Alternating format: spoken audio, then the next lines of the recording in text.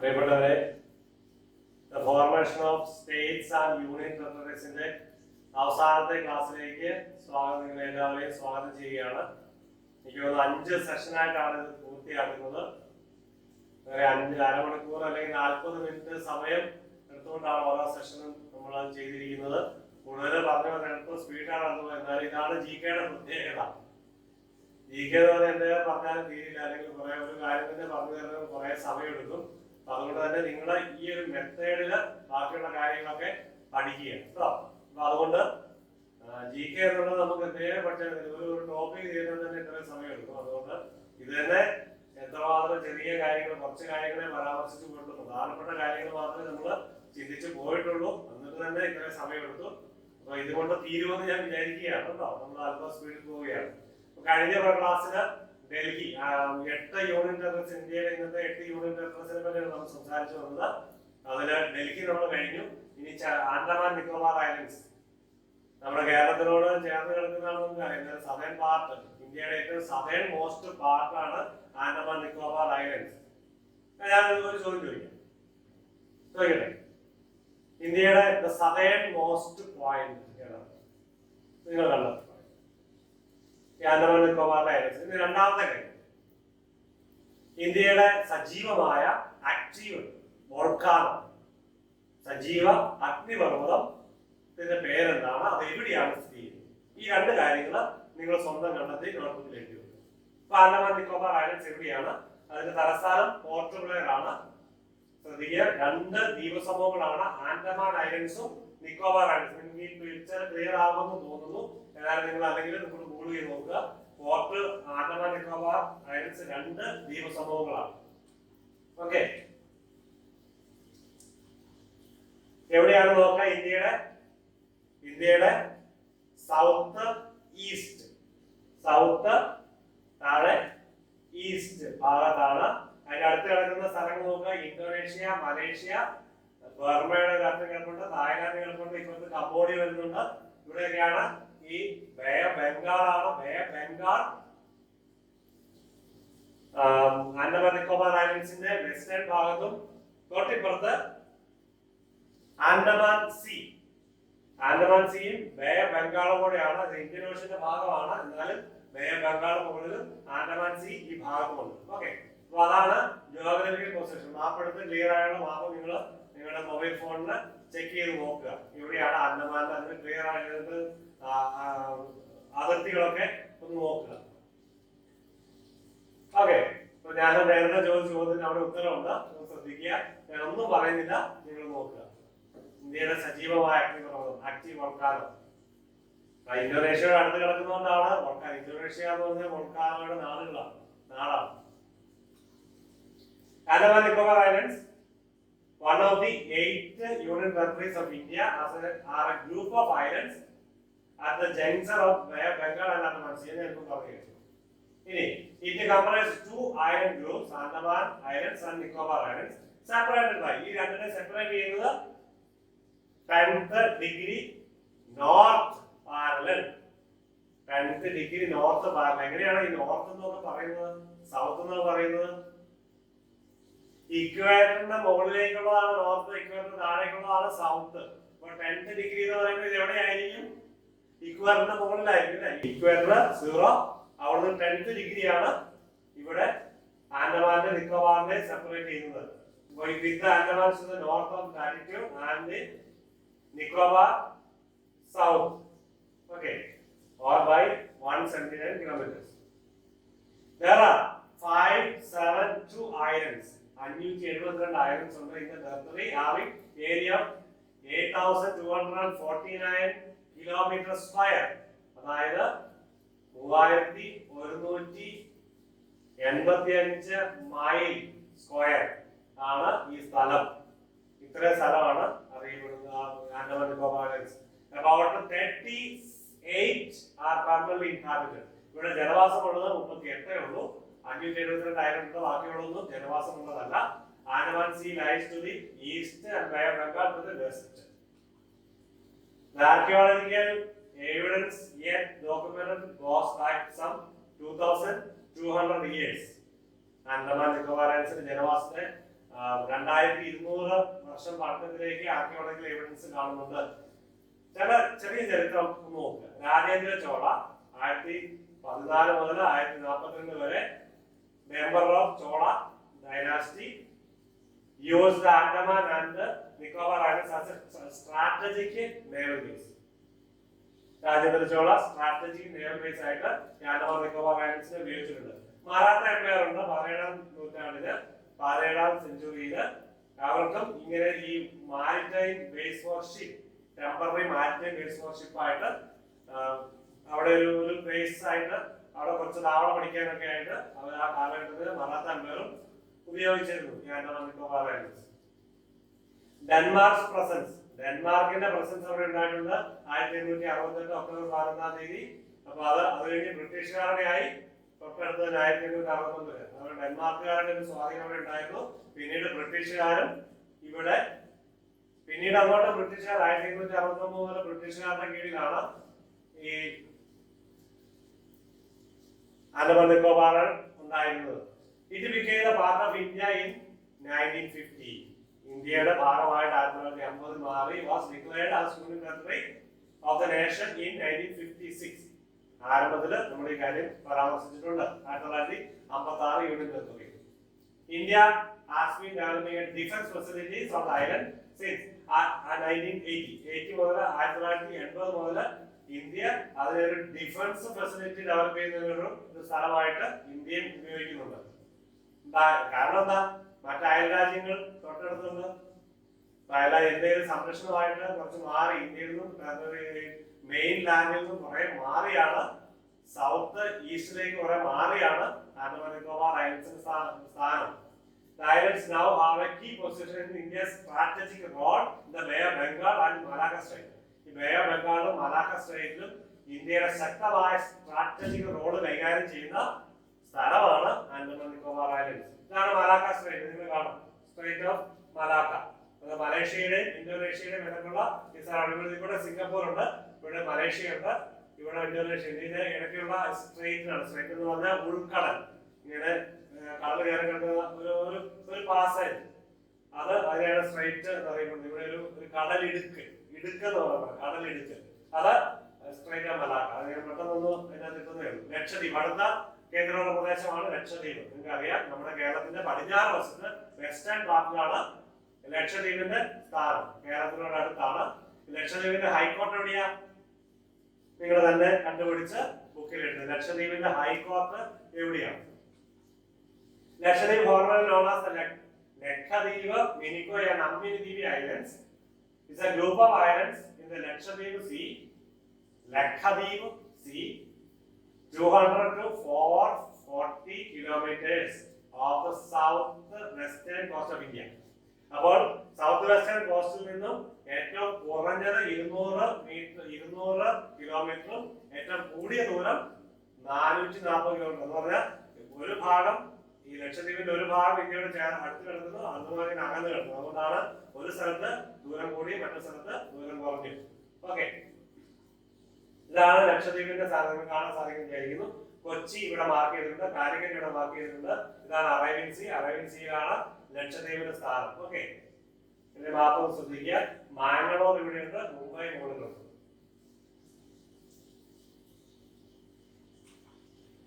Archaeological evidence support the existence of human settlement in the region around 1500 BC. 1500 കാലഘട്ടം മുതൽ ഇവിടെ ജനസാധ്യത ഉണ്ടായിരുന്നുവെന്ന് ആർക്കിയോളജിക്കൽ എവിഡൻസ് സാക്ഷ്യപ്പെടുന്നുണ്ട്. During the medieval period, the region was ruled by Chola dynasty and the kingdom of Kannur.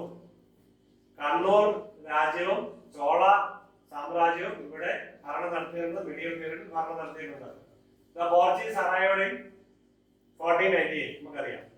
And were upstaged by 1545. ഇവിടെ അവരുടെ സാന്നിധ്യം ഉറപ്പിച്ചു. 1545 അവര് പോർച്ചുഗീസുകാരുടെ സാന്നിധ്യം ഉറപ്പിച്ചു. In the 17th century, the islands came under the rule of Ali Raja or Arakkal Bibi. കേട്ടിട്ടുണ്ടാവും അല്ലേ?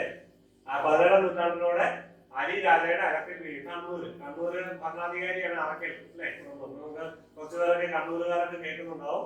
ഇത് നിങ്ങൾക്ക് നമുക്ക് എല്ലാവർക്കും പരിചിതമായ കാര്യങ്ങളാണ്. റിസീവ്ഡ് ദ ഗിഫ്റ്റ് ഓഫ് കോലത്തിരിയിൽ നിന്നും ഒരു ഗിഫ്റ്റ് കിട്ടിയതായിട്ടാണ് പരിഗണിച്ചുകൊണ്ട് ഹരിരാജ അടക്കൽ ദേവി കുടുംബങ്ങൾ ഇവിടെ ഭരണം നടത്തിയിട്ടുണ്ട്. എന്നാ 17ാം നൂറ്റാണ്ടിൽ The region was then ruled by Muslim House of Arakan, followed by Tipu Sultan in 1887. Okay. അപ്പോൾ അതിനുശേഷം അറക്കൻ ഭരണത്തിന് ശേഷം ടിപ്പു സുൽത്താൻ അവിടെ എത്തിയിട്ടുണ്ട് 1887. ടിപ്പുവിന്റെ മരണത്തിന് ശേഷം എന്നാ ടിപ്പുവിന്റെ മരണം?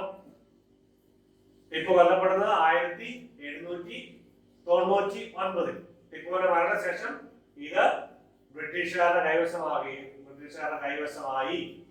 1956 യൂണിയൻ ടെറിട്ടറിയായിട്ട് മാറി. ഓക്കെ, ലക്ഷദ്വീപിന്റെ കാര്യം നിങ്ങളൊന്ന് പഠിച്ചു. Group of islands about 36 islands and has a total area of 32 square kilometers. അധികം അണ്ടമാൻ നിക്കോബാർ ദ്വീപിനെ പോലെ അതിലേക്ക് അത്ര ചെറുതാണ്. Total area 32 square kilometers which is scattered over 30,000 square miles of Arabian Sea. എന്താ നിങ്ങൾക്ക് മനസ്സിലായോ? എന്റെ ലാൻഡ് ഏരിയ 632 സ്ക്വയർ കിലോമീറ്റർ ഉള്ളൂ. 32 ഒരു സ്ക്വയർ കിലോമീറ്റർ എന്ന് പറഞ്ഞാൽ എന്താ? ഒരു സ്ക്വയർ കിലോമീറ്റർ 4 വശവും 1 കിലോമീറ്റർ ആണ്. അതിനാണ് സ്ക്വയർ കിലോമീറ്റർ എന്ന് പറയുന്നത്. അപ്പോൾ അത്ര സ്ക്വയർ കിലോമീറ്റർ ലാൻഡ് ഉണ്ടെങ്കിലും അറേബ്യൻ സീയായിട്ട് പരന്ന് കിടക്കുകയാണ്. അവിടെ ഇവിടെയൊക്കെ ലൊക്കേറ്റ് ചെയ്ത് കിടക്കുന്നത് 30,000 സ്ക്വയർ മൈൽസിനുള്ളിലാണ്, അറേബ്യൻ സീനുള്ളിലാണ് ഈ ഒരു ഗ്രൂപ്പ് ഓഫ് ഐലൻഡ്സ് സ്ഥിതി ചെയ്യുന്നത്. 10 of the islands are inhabited. ഇത്ര ഉണ്ടെങ്കിലും 36 ഐലൻഡ്സ് ഉണ്ടെങ്കിലും 10 മാത്രമേ ജനവാസ യോഗ്യമായിട്ടുള്ളൂ. The new territory was called Lakshadweep and Minicoy and Ambinaji Islands before adopting the Lakshadweep name. 1973 November 1-ാം തീയതിയാണ് ഇതിനെ ലക്ഷദ്വീപ് എന്ന് വിളിക്കാൻ തുടങ്ങിയത്. Indian navy base INS ദീപരക്ഷക് was commissioned on Kavarthi Island എന്നാണ് April 30, 2012. ഇനി അടുത്തത് ഏറ്റവും പുതിയ കേന്ദ്രഭരണ പ്രദേശം.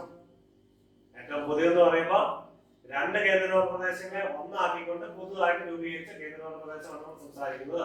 Daman and Diu and Dadra and Nagar. ലക്ഷദ്വീപിന്റെ ഇതിനു മുമ്പ് ഒരു കാര്യം കൂടി, ലക്ഷദ്വീപിന്റെ തലസ്ഥാനം ഏതാ? കവറത്തി. ദാമൻ ആൻഡ് ദിയു നാഗർ ഹാവലിന്റെ തലസ്ഥാനം ദാമൻ. ഓക്കെ, പുതിയ തലസ്ഥാനം. നേരത്തെ ദാമൻ ആൻഡ് ദിയുടെ ക്യാപിറ്റൽ ദാമനും ദാദ്ര ആൻഡ് നാഗറിന്റെ ക്യാപിറ്റൽ സിൽവാസയുമായിരുന്നു. ഓക്കെ, അപ്പൊ ഇതിന്റെ പൊസിഷൻ നോക്കുക. ദാമൻ ദിയു ഇതിനകത്ത് ഗൾഫ് ഓഫ് ഖമ്പത്തുണ്ട്. ഈ ഗുജറാത്തിന്റെ ഈ പൊസിഷൻ അറിയപ്പെടുന്നത് വെള്ളം കയറി കിടക്കുന്ന, കടൽ കയറി കിടക്കുന്ന ആ സ്ഥലം അറിയപ്പെടുന്നത് ഗൾഫ് ഓഫ് ഖമ്പത്ത് എന്നാണ്. അതിൽ ഒരു സ്ഥലത്താണ് ദിയു, ഇപ്പുറത്താണ് ദാമൻ. ദാദ്ര നാഗർ ഹവേലി മഹാരാഷ്ട്രയുടെ മുകളിലായിട്ട് സ്ഥിതി ചെയ്യുന്നു. ഗുജറാത്തിന്റെയും മഹാരാഷ്ട്രയുടെ ഇടയിലാണ്, ആ ടെറിട്ടറിക്കുള്ളിലാണ്, അല്ലെങ്കിൽ അതിനോട് ചേർന്നൊക്കെയാണ് ഈ കേന്ദ്രഭരണ പ്രദേശം നിലകൊള്ളുന്നത്. Daman and Diu and Dadra Nagar Haveli union territory. ഇനി ദാമൻ ആൻഡ് ദിയു 2020 രൂപം കൊണ്ടു, ഒരുമിച്ച് ചേർന്ന് രൂപം കൊണ്ടു. Daman and Diu with an area of 112 square kilometer is the smallest federal division of India on the mainland. Okay, the territory comprises of 2 distinct regions, Daman and Diu territory. അതായത് 4 കൂടിയതാണ് ഇപ്പോഴത്തെ പുതിയ കേന്ദ്ര പ്രദേശം. ഈ ദാമൻ ആൻഡ് ദിയു 2 സ്പെഷ്യൽ ടെറിട്ടറിയാണ്. അതിന്റെ ഇടയിൽ ഞാനത് പറയാനുള്ള കാരണം ഈ ഗൾഫ് ഓഫ് ഖമ്പത്ത്, നേരത്തെ ഗുജറാത്തിന്റെ താഴ്ഭാഗത്ത് കടൽ കയറി കിടക്കുന്ന ഏരിയയാണ് ഗൾഫ് ഓഫ് ഖമ്പത്ത് എന്ന് പറയുന്നത്. അതിന്റെ അപ്പുറത്ത് ഇപ്പുറത്ത് വായതുകൊണ്ടാണ് 2 ടെറിട്ടറി ആയിട്ട് ഞാൻ പറഞ്ഞത്. The state of Gujarat and Arabian Sea borders the territory. Okay. Originally Portuguese colony, the territory was annexed by India in 1961 through military conquest. നമ്മൾ നേരത്തെ കണ്ടതാണ് പോർച്ചുഗീസിന്റെ ഇന്ത്യയുടെ സാന്നിധ്യം നമ്മൾ ചർച്ച ചെയ്തപ്പോൾ ഇതിനെപ്പറ്റി പറഞ്ഞതാണ്. അതിലൊരു ഒരു മിലിറ്ററി കോൺഗ്രസ് അറിയപ്പെടുന്ന പേരേതായിരുന്നു? പിന്നോട്ട് നോക്കണോ? മറന്നുപോയോ? നോട്ട്ബുക്ക് ഒന്ന് മറച്ചു നോക്കേണ്ടി വരും. ഓപ്പറേഷൻ നോട്ട്ബുക്ക് നോക്കുക. ഗൾഫ് ഓഫ് ഖമ്പത്ത് ഇതാണ്. ഇത് ഗൾഫ് ഓഫ് കച്ച് നിങ്ങൾക്ക് കാണാൻ സാധിക്കുന്നത്. റാൻ ഓഫ് കച്ച് മുകളിലുണ്ട്. ഗുജറാത്ത് ഇങ്ങനെ ഒരു വെട്ടിക്കീറിയ ഒരു പ്രദേശമായിട്ടാണ് കാണുന്നത്. ഗൾഫ് ഓഫ് കച്ച് മോഡുണ്ട്, ഗൾഫ് ഓഫ് കമ്പത്തിന്റെ അപ്പുറത്തും ഇപ്പുറത്തുമായിട്ടാണ് ദാമൻ ആൻഡ് ദിയു. ഈ territory of Goa, Daman and Diu was administered as the single unit. നമ്മൾ നേരത്തെ കണ്ടതാണ്, കഴിഞ്ഞ ക്ലാസ്സിൽ കണ്ടതാണ്. 1987 വരെ ഗോവയും ദാമൻ ആൻഡ് ദിയു ഒരു യൂണിയൻ ടെറിട്ടറി ആയിരുന്നു. ഗോവ 1987 സംസ്ഥാനമായി രൂപീകരിച്ചപ്പോൾ ദാമൻ ആൻഡ് ദിയു ഒരു കേന്ദ്രഭരണ പ്രദേശമായി മാറി. ഇന്ന് 2020 ഇതും ദാദ്ര നാഗർ ഹവേലിയും ഒരുമിച്ച് ചേർന്ന ഒരു കേന്ദ്രഭരണ പ്രദേശമായി മാറി. ദാമൻ ആൻഡ് ദിയുവിന്റെ തമ്മിലുള്ള ദൂരം 650ഓളം കിലോമീറ്റർ ഉണ്ട്. കേരളത്തിന്റെ നോർത്ത് മുതൽ സൗത്ത് വരെക്കാളും ദൂരമുണ്ട് ദാമനും ദിയുവും തമ്മിലുള്ള അകലം. ഇതാണ് ദാദ്ര നാഗർ ഹവേലി. പെട്ടെന്ന് കാണാൻ വേണ്ടി ഞാനൊരു മാപ്പ് വെച്ചതേ ഉള്ളൂ. ദാദ്ര നാഗർ, ഗുജറാത്തിലെ gulf of Khambhat, gulf of Kutch, ഇവിടെ റാൻ ഓഫ് കച്ച്, ഇവിടെയാണ് മഹാരാഷ്ട്ര. ഇതാണ് മഹാരാഷ്ട്ര മോൾ ഭാഗത്താണ് ദാദ്ര നാഗർ ഹവേലി. അത് രണ്ട് സെപ്പറേറ്റ് ഡിസ്ട്രിക്റ്റ് ആണ്, പക്ഷെ അധികം ദൂരം ഇല്ലെന്നാണ്. ഈ ദാദ്ര ആൻഡ് ദിയു പോലെയുള്ള ദൂരമില്ല. ദാദ്ര നാഗർ വളരെ കുറഞ്ഞ ദൂരമേ ഉള്ളൂ. ഈ ദാദ്ര നാഗർ ഹവേലി രണ്ട്. അപ്പൊ ഇതിന്റെ നോക്കുക, സ്ഥലം സിൽവാസയൊക്കെ നോക്കുക. ദാദ്ര നാഗർ ഹവേലി എവിടെയാണ് മാപ്പിൽ നോക്കുക. Dadra Nagar Haveli it composed of two separate geographical entities. Nagar Haveli merged between Maharashtra and Gujarat, and 1 kilometer to the northwest the smaller enclave of Dadra, which is surrounded by Gujarat. So വളരെ ചുരുങ്ങിയ ദൂരമേ ഉള്ളൂ ഇത് തമ്മിൽ. The rule of Portuguese region continued till the region gained independence on 2nd August 1954. മറ്റേത് 1961 ആണ്. ഇത് 1954 പോർച്ചുഗീസുകാർക്ക് സ്വതന്ത്രമായി Dadra Nagar Haveli. The region was merged with the Union of India in the year 1961 and became a territorial republic of India. പക്ഷേ India പോർച്ചുഗീസുകാർ സ്വതന്ത്രമായെങ്കിൽ ഇന്ത്യയിലേക്ക് പൂർണ്ണമായിട്ട് ലയിക്കുന്നത് 1961 തന്നെയാണ്. On 31 December 1974 a treaty was signed. നമുക്കറിയാം, നേരത്തെ നമ്മൾ കണ്ടതാണ്. ഇന്ത്യയും പോർച്ചുഗീസുകാർ തമ്മിൽ 1974 നടന്ന കരാർ അടിസ്ഥാനത്തിലാണ് ഈ പ്രദേശങ്ങളൊക്കെ ഗോവ, ദാദ്ര നാഗർ ഹവേലി, ദാമൻ ആൻഡ് ദിയു എന്നീ പ്രദേശങ്ങളെ മുഴുവൻ പൂർണ്ണമായിട്ടും നിയമപരമായിട്ട് ഇന്ത്യ ഗവൺമെന്റിന് അവർ കൈമാറിയത്. Dadra Nagar Haveli and Daman and Diu is a union territory in Western India. It was created through the merger of residual union territories of Dadra Nagar Haveli and Daman and Diu, the four separate geographical entities. 4 വ്യത്യസ്ത ഡിസ്ട്രിക്റ്റുകളാണ്, അല്ലെങ്കിൽ 4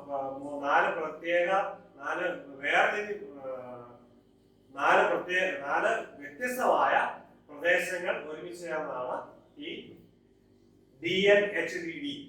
okay. Plans for the proposed merger were announced by the Government of India in July 2019, and the necessary legislation was passed in the Parliament of India in December 2019 and came into effect, as I പറഞ്ഞു, 2020 ജനുവരി 26 ഏറ്റവും പുതുതായിട്ട് നമ്മുടെ രാജ്യത്തിലെ ഏറ്റവും കുഞ്ഞ് union territory നിലവിൽ വന്നു. കുഞ്ഞെന്ന് പറഞ്ഞാൽ ഇപ്പൊ മിച്ച വെക്കുന്നതേ ഉള്ളൂ, അതേ കാലമായില്ലല്ലോ, ഈ വർഷം തന്നെ 1 വയസ്സ് പോലുമായി. The union territory was merged with the neighboring territory of Daman and Diu, formed union territory Nagar Haveli on.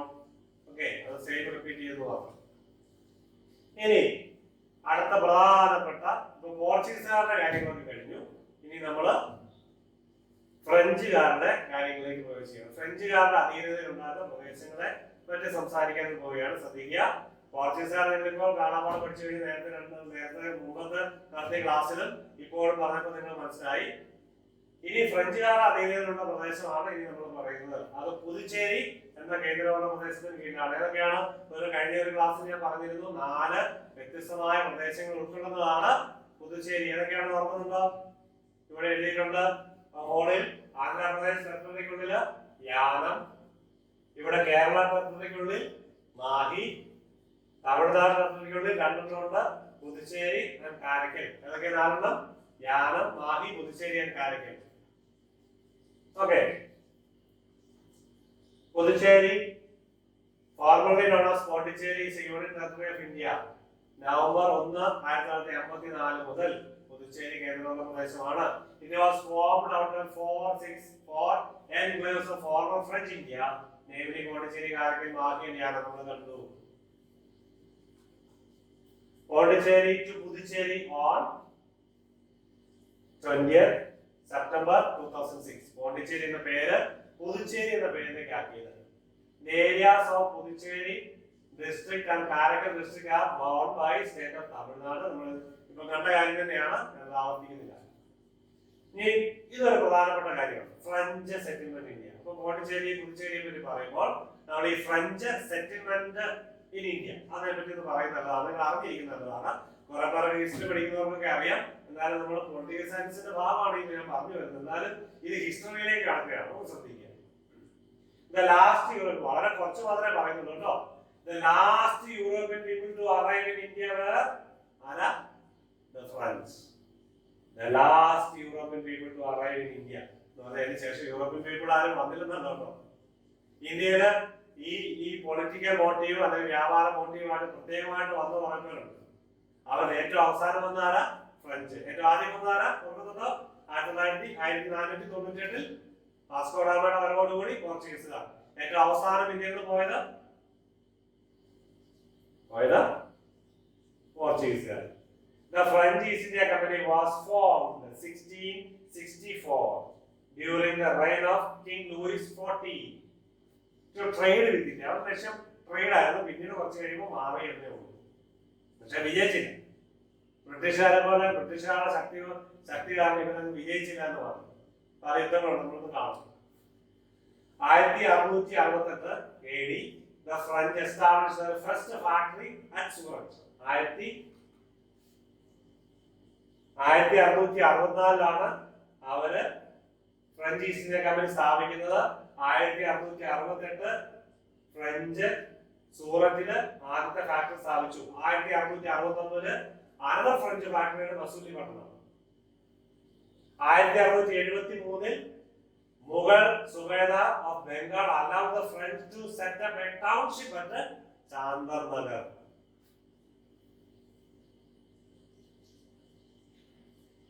അപ്പോൾ നിങ്ങൾ മനസ്സിലാക്കിയത് വിചാരിക്കുന്ന വർഷം ഫ്രഞ്ച് സാന്നിധ്യം എൻക്ലേവ്സ് ഇന്ത്യയിൽ ഉണ്ടാകാൻ ഈ വർഷങ്ങളൊക്കെ നിങ്ങൾ നോക്കി പഠിച്ചു വെക്കുക, അത് ഉണ്ടായ കാലഘട്ടം. ഇനി the French East India Company to hold Yanam in 1723 AD, Mahi 1725 AD, Karaikal 1739 AD. ഇത് ഞാൻ പറയുമ്പോൾ ചെറിയൊരു ആന്റിസിപ്പേറ്ററി മെയിൽ എടുക്കുകയാണ്. ചില ഏരിയയിൽ ചില വെബ്സൈറ്റിലൊക്കെ നിങ്ങൾ പോയി കഴിയുമ്പോൾ ഇതിനകത്ത് ചെറിയ മാറ്റങ്ങളൊക്കെ സാധിക്കും. ഒന്ന് രണ്ട് കാര്യങ്ങളൊക്കെ ഞാൻ നോക്കി കഴിയുമ്പോൾ എനിക്ക് മനസ്സിലായി, ചില ഡേറ്റുകളൊക്കെ ചെറിയ വ്യത്യാസമുണ്ട്. ഏകദേശം നിങ്ങളത് മനസ്സിലാക്കിയിരിക്കുക. ഏറ്റവും വിശ്വസനീയമായ ഡേറ്റ് ഇതാണെന്നാണ് ഞാൻ മനസ്സിലാക്കുന്നത്. ഓക്കെ. ഈ ചരിത്രം പഠിക്കുമ്പോൾ അങ്ങനെ ചില അപാകതകളുണ്ട്. ചരിത്രത്തിലേക്ക് പോകുമ്പോൾ ചിലപ്പോൾ ചില കാര്യങ്ങൾ നമ്മൾ പല പുസ്തകങ്ങൾ റെഫർ ചെയ്യുമ്പോൾ ചിലപ്പോൾ വൈരുദ്ധ്യമായ ഒരേ കാര്യങ്ങളാണെങ്കിലും വൈരുദ്ധ്യമായ രീതിയിൽ എഴുതി വെച്ചിരിക്കുന്ന ചില ഡേറ്റുകളിലൊക്കെ അവ്യക്തത ഉള്ളതായിട്ട് നമുക്ക് കാണാൻ സാധിക്കും. അത് ചരിത്രത്തിന്റെ പ്രത്യേകതയാണ്. ചരിത്രം ഓരോ മനുഷ്യന്മാരുടെ സൃഷ്ടിയാണ്. ചിലപ്പോൾ ഓരോ ലക്ഷ്യം വെച്ചൊക്കെ എഴുതിയിരിക്കുന്നതായിരിക്കും. അതുകൊണ്ട് ചരിത്ര പഠനം ഹിസ്റ്ററി പഠിക്കുമ്പോൾ ഇങ്ങനെയുള്ള ചില കാര്യങ്ങൾ മുൻകൂട്ടി കണ്ടുകൊണ്ട് നമുക്കൊരു ഒരു തീരുമാനത്തിലെത്താനേ സാധിക്കുള്ളൂ. ഓക്കെ. ഇനി the French came to India mainly with the purpose of trade and commerce. നമ്മൾ പറഞ്ഞു. പക്ഷേ 1741 കഴിഞ്ഞപ്പോഴേക്കും അവരുടെ സ്വഭാവം മാറി. ജോസഫ് ഫ്രാങ്കോയ്സ് ഡ്യൂപ്ലെക്സ് എന്ന ഗവർണറെ അവർ അപ്പോയിന്റ് ചെയ്തത് എന്തിനു വേണ്ടിയാണെന്നറിയോ? അതല്പം ഈ ട്രേഡ് ആൻഡ് കൊമേഴ്സ് എന്ന് മാറി പൊളിറ്റിക്കൽ മോട്ടീവ് കൂടിയാണ്. അല്പം ആധിപത്യം സ്ഥാപിക്കാൻ കൂടി അവരുടെ ചിന്ത മാറുകയാണ്. The first step towards the political motive 1741 Joseph Francois ഡ്യൂപ്ലെക്സിനെ ഗവർണറായിട്ട് അപ്പോയിന്റ് ചെയ്തുകൊണ്ട്. പക്ഷെ അതും അത്ര നന്നായിട്ട് വിജയിച്ചില്ല, ബ്രിട്ടീഷുകാർക്ക് പരാജയപ്പെട്ടു. ഡ്യൂപ്ലെക്സ് ആർമി ഉണ്ട്, പാർട്ടിസ് ഡെ ബുസ്സി, കാസ്റ്റൽനോ, അങ്ങനെയായിരിക്കും ഫ്രഞ്ച് വായിക്കുന്നത്. ഫ്രഞ്ച് എനിക്ക് അറിയത്തില്ലാത്തതുകൊണ്ട് ഈ വായനയിൽ നിങ്ങൾക്ക് ആർക്കെങ്കിലും ഫ്രഞ്ച് അറിയാമെങ്കിൽ ഒന്ന് വായിച്ചു തന്നെ. Capture the areas between Hyderabad and Cape duplex army ഈ ഒരു നേതാവിന്റെ നേതൃത്വത്തിൽ ഒരുപക്ഷെ പടനായകനായിരിക്കും, നമ്മൾ പറയുന്നില്ലേ സേനാനായകൻ നേതൃത്വത്തിൽ ഹൈദരാബാദ് ഒരു ഏരിയ പിടിച്ചു. ഹൈദരാബാദിലെ കേപ്പ് ടൗണിന്റെ ഇടയിലുള്ള പ്രദേശം പിടിച്ചെടുത്തു. But it was the British who challenged French under duplex. Okay, അത് റോബർട്ട് ക്ലൈവ് ബ്രിട്ടീഷുകാരെ ചാലഞ്ച് ചെയ്തു. A British officer arrived in India in 1844. പ്രധാനപ്പെട്ട ഒരു ബ്രിട്ടീഷ് നേതാവാണ്, ഓഫീസറാണ് റോബർട്ട് ക്ലൈവ്. അദ്ദേഹത്തിന്റെ കാലഘട്ടത്തിലാണ് ഇന്ത്യയിലെ പ്രധാനപ്പെട്ട ഒരു യുദ്ധം നടന്നത്. ഏതാ? പ്ലാസി യുദ്ധം. Was decisively defeat Dupleix. ഡ്യൂപ്ലക്സിനെ ഡിഫീറ്റ് ചെയ്തു. ഡ്യൂപ്ലക്സിനെ ഫ്രഞ്ച് ഗവൺമെന്റ് 1756 ആകുമ്പോഴേക്കും തിരിച്ചു വിളിക്കുകയും കൂടെ ചെയ്തു. അപ്പൊ അവരുടെ ആ പ്രത്യേക ലക്ഷ്യം പരാജയപ്പെട്ടു. ബ്രിട്ടീഷുകാരും ഫ്രഞ്ചുകാരും തമ്മിൽ യുദ്ധമാണ് 3 കർണാട്ടിക് വാർ അറിയപ്പെടുന്നത്. 1746 മുതൽ 63 വരെ 3 കർണാട്ടിക് വാർസ് ഉണ്ടായിരുന്നു. അത് നോക്കുക. ഒന്നാം കർണാട്ടിക് വാർ 1746 മുതൽ 48 വരെയും, രണ്ടാം കർണാട്ടിക് വാർ 749 മുതൽ 54 വരെ, മൂന്നാം കർണാട്ടിക് വാർ 756 മുതൽ 763 വരെയും കാലഘട്ടം. ബ്രിട്ടീഷുകാരും ഫ്രഞ്ചുകാരും തമ്മിലുള്ള യുദ്ധം. അതിന്റെ റിസൾട്ട് ഒക്കെ എന്തായിരുന്നു കർണാട്ടിക് വാറെന്നും അതിന്റെ റിസൾട്ട് എന്താണെന്നും നിങ്ങൾ സ്വന്തം പഠിച്ച് നോട്ടിൽ കുറിച്ചു വെക്കുക. മച്ചിലിപട്ടണം, കോഴിക്കോട് ആൻഡ് സൂററ്റ് അത് ഇന്ത്യയിലേക്ക് 1947 ചേർന്നു. ഇതൊക്കെ ഫ്രഞ്ച് എൻക്ലേവ്സ് ആയിരുന്നു. പ്രധാനപ്പെട്ടത് കോഴിക്കോടൊക്കെ ഫ്രഞ്ച് സാന്നിധ്യം ഉണ്ടായിരുന്നു.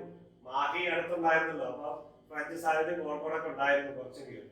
അപ്പോൾ അത് 1947 ആകുമ്പോഴേക്കും മുഴുവൻ ഇന്ത്യ ഗവൺമെന്റിനോട് ചേർന്നു. Governance of Chandernagар was ceded to India on 2nd May 1950. 2 May 1957 ചാന്ദർനഗർ ചേർന്നു. ഇത് അത് വെസ്റ്റ് ബംഗാളിനോട് ചേർന്നത് ഒക്ടോബർ 1954. ഇതിന് മുമ്പത്തെ ക്ലാസ്സിൽ നമ്മൾ അത് കണ്ടതാണ്. ഇനി 1954 നവംബർ 1-ാം തീയതി then 4 enclaves of Pondicherry, Yanam, Mahi and Karaikal they have in fact അത് ചേർന്നു, ഇന്ത്യൻ യൂണിയനോട് ചേർന്നു. and became a union territory of Puducherry. അത് 1954 നവംബർ 1-ന് യഥാർത്ഥത്തിൽ ചേർന്നു. പക്ഷേ നിയമപരമായിട്ട് ചേരുന്നത് അല്പം കൂടി താമസിച്ചാണ്. പക്ഷെ ഇന്ത്യൻ ടെറിട്ടറി ആയി, ഇന്ത്യൻ യൂണിയൻ ടെറിട്ടറി ആയി മാറി. പക്ഷെ നിയമപരമായിട്ട് ഫ്രഞ്ച് ഗവൺമെന്റ് ഒരു ട്രീറ്റി സൈൻ ചെയ്ത് പിൻവാങ്ങുന്നത് പിന്നീടാണ്. 1962 അവര് പിൻവാങ്ങുന്നത്. അതുവരെ അവരുടെ സാന്നിധ്യം ഉണ്ടായിരുന്നത് മാത്രം. ഇപ്പോഴും മാഹിയിലെ ഫ്രഞ്ചുകാരുടെ സാന്നിധ്യമുണ്ട്. അതൊക്കെ കാലഘട്ടപ്പെട്ട് തീരുകയാണ്. എന്നാലും ഫ്രഞ്ച് മലയാളി മിക്സർ മാഹിയിലൊക്കെ ഉണ്ട്, നമ്മൾ നോക്കിയാൽ അറിയാം. ഇനി ചണ്ഡീഗഡ് നോക്കുക. ചണ്ഡീഗഡിന്റെ സ്ഥാനം എവിടെയാണ്? പഞ്ചാബിന്റെ ഹരിയാനയുടെയും സംയുക്ത തലസ്ഥാനമാണ് ഇത് ചണ്ഡീഗഡ്. 1966 നമ്മൾ പല പ്രാവശ്യം പറഞ്ഞതാണ്. 1966 നവംബർ 1-ാം തീയതിയാണ് ചണ്ഡീഗഡ് കേന്ദ്രഭരണ പ്രദേശം രൂപീകൃതമാകുന്നത്. City is not a part of either. അത് ഈ ചണ്ഡീഗഡ് 2 സ്റ്റേറ്റിന്റെ ക്യാപിറ്റൽ ആണെങ്കിലും ഒരു സ്റ്റേറ്റിന്റെ സ്വന്തമല്ല. അതുകൊണ്ടാണ് അത് യൂണിയൻ ടെറിട്ടറി എന്ന പേരിൽ അറിയപ്പെടുന്നത്. Chandigarh was one of the early planned cities in post independence India. ഇതൊരു പ്ലാൻഡ് സിറ്റിയാണ്, നന്നായിട്ട് പ്ലാൻ ചെയ്ത് സെറ്റപ്പ് ചെയ്തിരിക്കുന്ന ഒരു സിറ്റിയാണ്. അതുകൊണ്ട് ചണ്ഡീഗഡിൽ പോകാൻ അവസരം കിട്ടിയാൽ ആ സിറ്റിയുടെ മനോഹാരിത ആസ്വദിക്കാനായിട്ട് പറ്റും. നന്നായിട്ട് പ്ലാൻ ചെയ്ത സിറ്റിയാണ്. ഇന്ത്യയിലെ നല്ല വൃത്തിയുള്ള നല്ല പ്ലാൻഡ് സിറ്റിയാണ് ചണ്ഡീഗഡ്. ഒരിക്കലും പോയി കാണുന്നത് നല്ലതാണ്. പഠിക്കാനൊക്കെ നന്നായി പഠിക്കാനൊക്കെ സാധ്യതയുള്ളവര് നല്ല യൂണിവേഴ്സിറ്റികളൊക്കെ ഉണ്ട്. ഡിഗ്രി തലത്തിൽ PG തലത്തില് നല്ല യൂണിവേഴ്സിറ്റികൾ ചണ്ഡീഗഡിലുണ്ട്. മലയാളികൾ ഒത്തിരി പഠിക്കുന്നതാണ്. ഈ കൊറോണ കാലത്ത് പഠിക്കുന്നതിനെ പറ്റി ഇപ്പം അതിനെപ്പറ്റി ചിന്തിക്കേണ്ട. പിന്നീട് നിങ്ങൾ മുന്നോട്ട് പോകുമ്പോൾ അവിടെ സ്ഥലം സെലക്ട് ചെയ്യാൻ ചണ്ഡീഗഡ് നല്ലൊരു സ്ഥലമാണ്. The master plan of the city was prepared by Swiss French architect Le Corbusier. Okay, അപ്പോൾ അത് ഓർത്തിരിക്കുക. 2015 BBC പബ്ലിഷ് ചെയ്തു. So one of the perfect cities of the world in terms of architecture, cultural growth and modernization. അപ്പോൾ ചണ്ഡീഗഡിന്റെ പ്രത്യേകത നോക്കുക. Chandigarh capital complex, വെറുതെ ചണ്ഡീഗഡിനെ പറ്റി അറിയാൻ വേണ്ടി പറഞ്ഞോളൂ. ഈ ക്യാപിറ്റൽ കോംപ്ലക്സ് എന്താണെന്ന് മനസ്സിലാക്കുക. 2016 declared by UNESCO as World Heritage at the 40th session of World Heritage Conference held in Istanbul. Okay, ഇസ്താംബുളിൽ ചേർന്ന യുനെസ്കോയുടെ കോൺഫറൻസിന് ഇതിന്റെ ക്യാപിറ്റൽ കോംപ്ലക്സിന് പ്രത്യേകത ഒരു ഒരു ഒരു അവാർഡ് കിട്ടുകയാണ്. ക്യാപിറ്റൽ കോംപ്ലക്സ് ബിൽഡിംഗ് ഇൻക്ലൂഡ് ആ ക്യാപിറ്റൽ കോംപ്ലക്സിൽ എന്തൊക്കെയാണ് ഉള്ളത് നോക്കുക. Punjab and Haryana high court, Punjab and Haryana secretariat and Punjab and Haryana assembly along with the monuments, open hand, Martyrs Memorial, Geometric Hill and Tower of Shadow. വായിച്ചു. ഇത്രയും കാര്യങ്ങൾ ഈ ക്യാപിറ്റൽ കോംപ്ലക്സിൽ ഉണ്ട്. ചണ്ഡീഗഡിൽ വലിയ ബിൽഡിംഗ് ആണ്. ഇത് നോക്കുക, ആ ബിൽഡിങ്ങിന്റെ ചിത്രം. ഓക്കെ, ഇനി ജമ്മു ആൻഡ് കാശ്മീർ അവസാനത്തിലേക്ക് നമ്മൾ കടക്കുകയാണ്. ഈ ക്ലാസ്സിന്റെ അവസാനത്തിലേക്ക് കടക്കുകയാണ്. 2019 ജമ്മു ആൻഡ് കാശ്മീർ ഒക്ടോബർ 31 മുതലാണ് ജമ്മു ആൻഡ് കാശ്മീർ കേന്ദ്രഭരണ പ്രദേശമാകുന്നത്, ലഡാക്ക് ഒരു കേന്ദ്രഭരണ പ്രദേശമായി മാറുന്നത്. Unit territory located in northern part നിങ്ങൾക്ക് അറിയാവുന്നതാണ്. എവിടെയാണ് ജമ്മു ആൻഡ് കാശ്മീരിന്റെ, ഞാൻ പറഞ്ഞാൽ അധികം പ്രശ്നമായി പോകുന്നു, പറയുന്നില്ല, ഏതായാലും നിങ്ങൾക്ക് അറിയാവുന്ന കാര്യമാണ്. The line of control separates Jammu and Kashmir. Line of control, Radcliffe line, ഓർക്കുക, മുമ്പത്തെ ക്ലാസ്സിൽ ഞാൻ പറഞ്ഞിട്ടുണ്ട്. The administrative territories of Azad Kashmir, Gilgit, Pakistan, the west and north respectively. West and north respectively. വെസ്റ്റില് Azad കാശ്മീരും Gilgit Baltistan നോർത്തിൽ. Okay. The provisions of the formation of Union Territory of Jammu and Kashmir were contained with the Jammu and Kashmir Reorganization Bill of 2019, which was passed by both houses of the Parliament of India in August 2019. നേരത്തെ നമ്മൾ കണ്ടതാണ്. The purpose of the bill is to reconstitute the existing state of Jammu and Kashmir. അതായത് ഈ ബില്ലിന്റെ ലക്ഷ്യം എന്ന് പറയുന്നത് Jammu and Kashmir എന്ന സംസ്ഥാനത്തെ രണ്ട് കേന്ദ്രഭരണ പ്രദേശങ്ങളെ തിരിക്കുക. ആർട്ടിക്കിൾ 370 ഭരണഘടനയിൽ നിന്നും അതിന്റെ നിയമങ്ങള്, നിയന്ത്രണങ്ങള്, ആനുകൂല്യങ്ങള് എടുത്തു കളയുകയാണ്. അത് 1919 വരുന്നു. 2019 ഒക്ടോബർ 31 മുതൽ അത് നിലവിൽ വരികയാണ്. ബില്ല് പ്രാബല്യത്തിലായി ഈ രണ്ട് കേന്ദ്രഭരണ പ്രദേശങ്ങളായി മാറിയത്. ജമ്മു കാശ്മീർ എന്ന ഒറ്റ സംസ്ഥാനം, ജമ്മു കാശ്മീർ എന്നും ലഡാക്ക് എന്നും രണ്ട് കേന്ദ്രഭരണ പ്രദേശങ്ങളായി മാറുകയാണ്. Ladakh extends from Siachen glacier to Karakoram range. ഇവിടെ പ്രശ്നബാധിതമാണ് നമുക്കറിയാം. ചൈനയായിട്ടുള്ള പ്രശ്നമുള്ള ഏരിയയാണ് ലഡാക്ക് റീജിയൻ. ഈ കാരക്കോറം പാസ് ഒക്കെ അവരുടെ നിയന്ത്രണത്തിലാണ്, ചൈനയുടെ നിയന്ത്രണത്തിലാണ്. സിയാച്ചിൻ ഗ്ലേസിയർ ഇന്ത്യയുടെ നിയന്ത്രണത്തിലാണ്. പക്ഷെ ഇവിടെയൊക്കെ വളരെ പ്രശ്നബാധിത ഏരിയ ആയിട്ട് ഇന്ന് മാറ്റപ്പെട്ടിരിക്കുകയാണ്. നോക്കുക അതിന്റെ area. Jammu and Kashmir, Ladakh region. ഇവിടെ പാക് ഒക്കുപൈഡ് കാശ്മീർ ഉണ്ട്, ഇവിടെ ചൈനീസ് ഒക്കുപൈഡ് കാശ്മീർ ഉണ്ട്. അത് അക്സായ് ചിഹ്നം എന്ന പേരിൽ അറിയപ്പെടുന്നത്. ഇതൊക്കെ ഇന്ത്യയുടെ ഭാഗമായിട്ട് കയ്യിൽ നിന്ന് വിട്ടുപോയതാണ്. ഇനി നല്ല ഭൂപ്രദേശത്തോടുകൂടി നല്ലൊരു സീനറിയോടുകൂടി അവസാനിക്കുകയാണ്. ലഡാക്ക് ബ്യൂട്ടിഫുൾ ഏരിയ ആണ്. അത് നല്ലൊരു സീനറി കുറച്ചെണ്ണം കണ്ടുകൊണ്ട് നമ്മുടെ ഈ ക്ലാസ് അവസാനിക്കുകയാണ്. സന്തോഷത്തോടെ അവസാനിപ്പിക്കുന്നത്. ഒന്നുകൊണ്ട് പിക്ചർ കണ്ടിട്ട് സന്തോഷത്തോടെ അവസാനിപ്പിക്കുക. നന്നായിട്ട് പഠിക്കുക.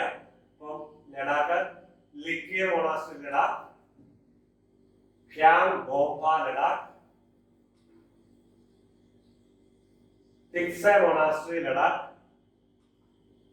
ലാൻഡ്സ്കേപ്പിംഗ് ലഡാക്ക്, ലഡാക്കിന്റെ ലാൻഡ്സ്കേപ്പ്, ഹിമാലയം,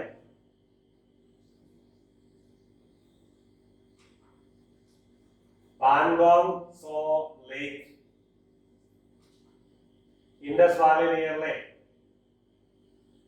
നല്ല ബ്യൂട്ടിഫുൾ പിക്ചർ ഒക്കെ കാണും. പക്ഷെ പ്രിയപ്പെട്ടവരെ, കേരളത്തോളം സൗന്ദര്യമുള്ളത്, ജീവിക്കാൻ സുഖമുള്ള നാട് വേറെ ഒന്നുമില്ല. അതുകൊണ്ട് കേരളത്തിൽ ജീവിക്കാൻ അനുഗ്രഹിക്കപ്പെട്ട നമ്മള് ദൈവത്തിന് ഒത്തിരി നന്ദി പറയും. നമ്മളോർക്കും ഇതൊക്കെ ഇവിടെയൊക്കെ തണുപ്പ് വന്നാൽ എന്തായാലും സ്ഥിതി നിങ്ങൾക്ക് അറിയാം. -23 അല്ലെങ്കിൽ 30 വരെ പോകും. തണുപ്പ് വന്നാൽ ജീവിക്കാൻ പറ്റിയത് നമുക്ക് ആരംഭം മുതൽ അവസാനം വരെ, അതായത് 365 ദിവസവും ഒരേ ഡ്രസ്സിൽ ജീവിക്കാൻ പറ്റും. വിന്ററിന്റെ പ്രത്യേക ഡ്രസ്സ് വേണ്ട, സമ്മറിന്റെ പ്രത്യേക ഡ്രസ്സ് വേണ്ട, ജീവിക്കാൻ പറ്റിയ കാലാവസ്ഥ തന്നെയാണ് നമുക്ക്. ബാക്കിയുള്ളവർക്ക് ഓരോ കാലത്തിനും ഓരോ ഡ്രസ്സ് മാറ്റിക്കൊണ്ടിരിക്കണം, ഇല്ല ജീവിക്കാൻ പറ്റിയാണ് മരിച്ചു പോകും. അതുകൊണ്ട് ദൈവത്തിന് നന്ദി പറയും. അപ്പൊ ഈ ക്ലാസ് നമ്മളിവിടെ വൈൻഡപ്പ് ചെയ്യാണ്. എന്തായിരുന്നു?